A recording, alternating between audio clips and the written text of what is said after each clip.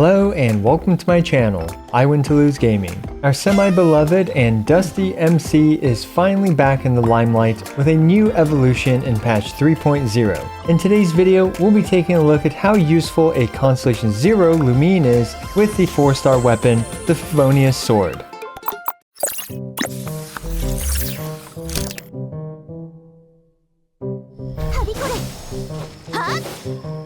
Despite growing on us in terms of the story, Traveler has been 6 feet under in terms of the meta for a very long time. It's finally time for her to touch some grass though. Today's video will showcase what a sub-DPS semi-support Dendro Traveler can accomplish at Constellation 0. I'll be showcasing her raw Dendro damage, her ICDs or internal cooldowns, a team damage showcase, a nuke showcase, and finally an Abyss 12 run. Her stats are focused on crit rate and energy recharge for this video. She is using a level 90 Refinement 5 Favonius Sword, and for her artifacts, she is using the 4-piece Deepwood Memories, which shreds Dendro resistance by 30% when an elemental skill or burst hits the enemy.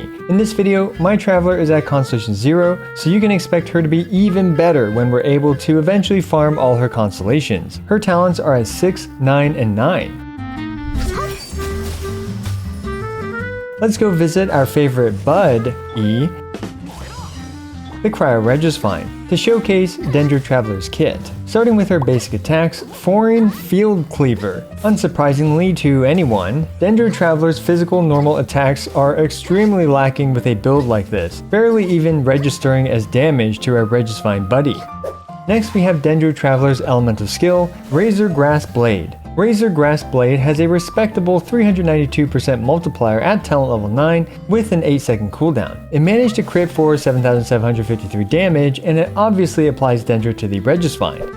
And last but also the most complicated, we have the Traveler's Elemental Burst, Surgent Manifestation. Traveler's Elemental Burst has 4 different forms, so let's go through them. The first form is an unaltered form, and it ticks once every 1.5 seconds, and at Constellation 0 it hits 9 times total. Constellation 2 will increase its duration by 3 seconds, but obviously since she's still at Constellation 0 in this video, I'm not able to showcase that right now. With its 9 ticks of damage, Traveler's Burst does a respectable 1,226.7% skill multiplier. Next we have the Pyro Infusion version for Traveler's Burst. By hitting her burst with any pyro attack, Traveler's Burst will prematurely explode, dealing a one-time instance of 681.4% damage multiplier. This is a nice little nuke, and with no damage enhancements, as well as being a non-DPS focused build, my Traveler's premature explosion did 16,439 damage. By infusing her burst with Hydro, the radius of her burst expands significantly and the explosion itself appears to be larger. It still ticks in intervals of 1.5 seconds, which ends up being 9 ticks over its duration, and does the same amount of damage as before. And last but not least, we have an Electro-infused Traveler Burst. Upon infusing her burst with Electro, it did a quick immediate hit on the Regisvine. In total, there were 15 ticks in this clip of damage from an Electro-infused Traveler's Burst, although oftentimes it ends up just being 14 ticks of damage. When it manages to tick 15 times, even at Constellation 0, it's doing 2,044.5% damage multiplier, which is pretty significant. There's one more important bit of information about Traveler's Burst. Once it's infused with something, smacking it with another element won't change its form again. Here we can see that it's a Hydro-infused burst, and no amount of Electro or Pyro hitting it is changing its form. Now with all the basics out of the way, let's take a quick look at Traveler's ICDs or internal cooldowns, or how often she applies Dendro. Both her regular uninfused burst and the Hydro burst have standard ICD, which when applied to Dendro Traveler's Burst means it applies Dendro once every other hit or once every 3 seconds. In total, the uninfused burst and Hydro burst both apply Dendro 5 times. As for her Pyro-infused explosion, it appears to have a separate ICD from the rest of the hits. As we can see in this clip, it applied spread right after a regular tick applied spread, therefore showing that it has its own separate ICD. And last but not least, the Electro-infused burst, despite hitting many more times than an uninfused burst, also has standard ICD, and thus only applies Electro, in this case once every 3 hits or 3 seconds, which led to a total of 5 quicken/spreads in this clip. So now that we know all this, let's finally try out her full kit with Quicken against our Registfine friend. Kuki Shinobu's elemental skill is used here to continuously apply Electro for spread.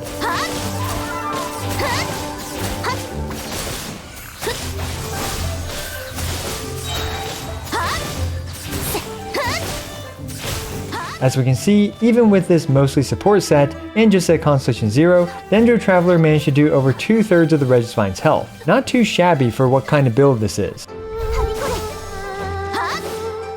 And now for the exciting part of this video, the team showcase. Dendro Traveler opens up many new playstyles thanks to literally being a completely new element. For this video, I wanted to focus on Hyper Bloom. We have Dendro Traveler to apply Dendro, obviously, an Iron Sting Elemental Mastery focused Kuki Shinobu to apply Electro and to trigger Hyper Bloom. We have Sacrificial Sword Xingqiu for Hydro Swords to trigger blooms. And finally, Wind Bloom Official is a flexible force slot and is here to do some significant additional DPS.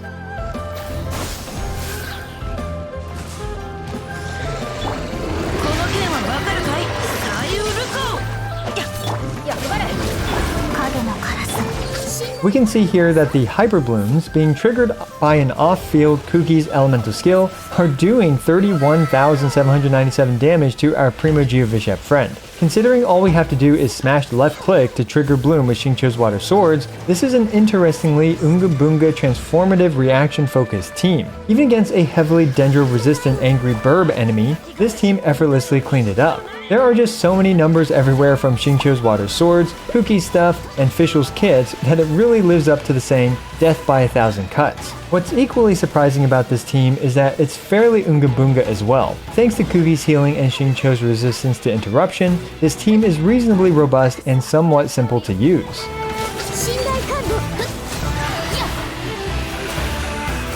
And just for fun, let's commit some war crimes with our Dendro Traveler and see how big of a nuke we can do. I've slapped on all my whale gear and supports. Now my Traveler is using the Mist Splitters Reforged. Let's see how much damage she can do.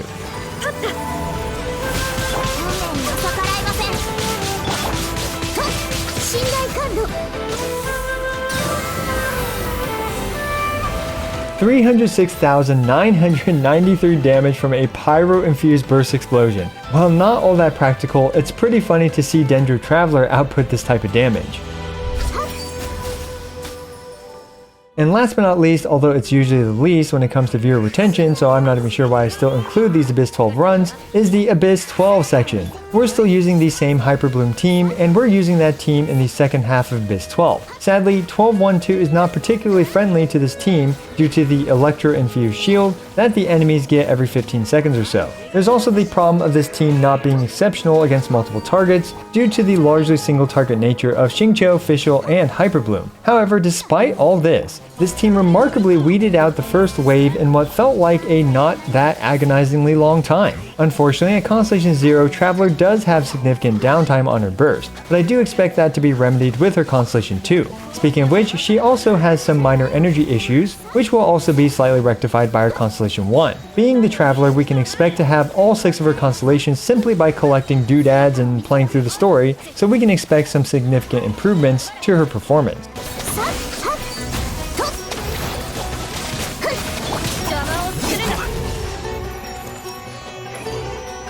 As for 12-2-2, well, it's another situation with multiple targets, and these targets are not easy to group. I only tried 12-2-2 literally one single time, but despite that, it felt perfectly reasonable to clear this chamber with this team. Now, my team is quite well built, but that's nothing that a few retries won't help with. A lot of this team's damage is from the transformative reaction damage of the Hyper Blooms, and all that is dependent on Kuki's level and elemental mastery. However, it goes without saying that my Fischl and Xingqiu are both well built and are able to help carry this team. Regardless, we can see that Dendro Traveler with Hyper Bloom is pleasantly viable, and it feels like a lot of fun to use as well, being a completely new and refreshing playstyle.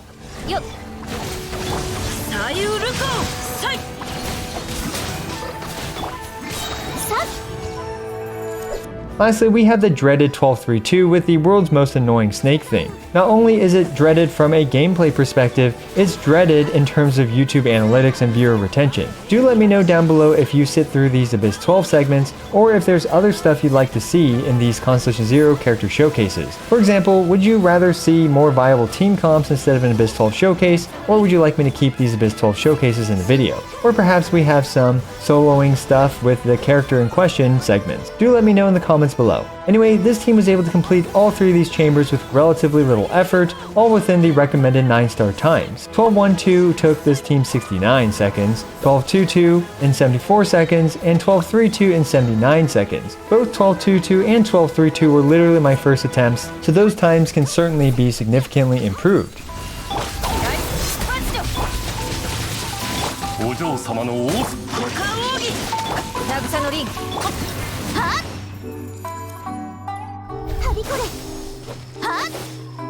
Alright, that about wraps up this showcase for our favorite traveler, Lumine, throwing literal grass at our opponents. As for what I think about the Dendro Traveler, I think she's a great, completely free-to-play introductory character to the Dendro element. She also feels like the best traveler variant so far. Interestingly, Burgeon-based teams will be awkward with the Dendro Traveler, as you'll find yourself often blowing up her elemental burst prematurely. But for Hyper Bloom and Quicken comps, Dendro Traveler is a great option. Let me know how you plan to use Dendro Traveler and if there are any teams you'd like to see showcased. Also, I regularly make Genshin Impact videos, ranging from Caesar showcases, DPS showdowns, guide videos, and more. So be sure to smash the subscribe button, as it's the best and easiest way for you to support my work.